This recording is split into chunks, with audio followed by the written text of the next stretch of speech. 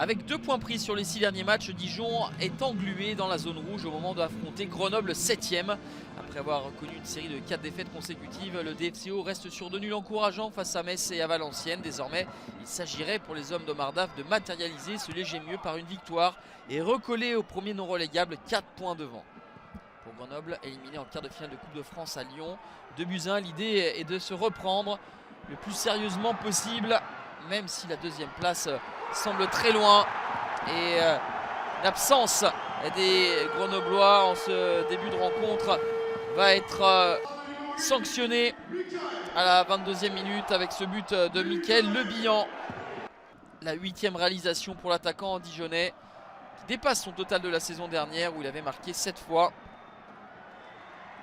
Dijon insiste pour briquer. Ce ne sera pas le cas sur cette situation avec une belle intervention de Brice Maubleu sur Xandé Silva, le Portugais qui rate la balle de 2-0.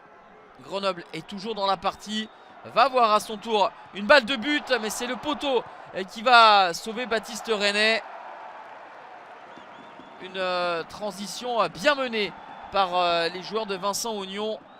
Mais la réussite fuit le GF38 pour l'instant.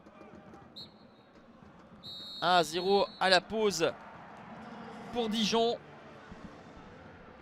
Le DFCO a reçu à 6 reprises le Grenoble en Ligue 2 BKT avec ce bilan de 3 victoires et 3 nuls.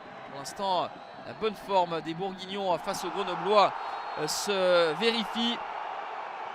2e période, Monsieur Tual n'accorde pas le penalty qu'espérait Mickaël Le Bihan, estimant probablement que l'attaquant du DFCO en a un petit peu rajouté. On vous laisse juge avec les ralentis proposés.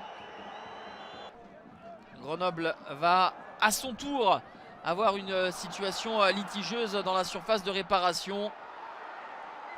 Et une nouvelle fois, Monsieur Tual ne porte pas le sifflet à la bouche pour désigner le petit point blanc aux plus grandes dames de Vincent Ognon. Grenoble a pris 12 points en 10 matchs depuis la reprise contre 20 en 10 rencontres avant la Coupe du Monde. Très clairement, le rythme est moins bon pour Grenoble qui s'incline ici à Gaston Gérard. Après 6 matchs sans victoire, Dijon renoue avec le succès. Reste dans la zone rouge mais revient à 1 point seulement du 16e. Grenoble est 8e à 8 longueurs de la 2e place et devra se trouver des objectifs d'ici la fin de saison pour ne pas terminer en roue libre.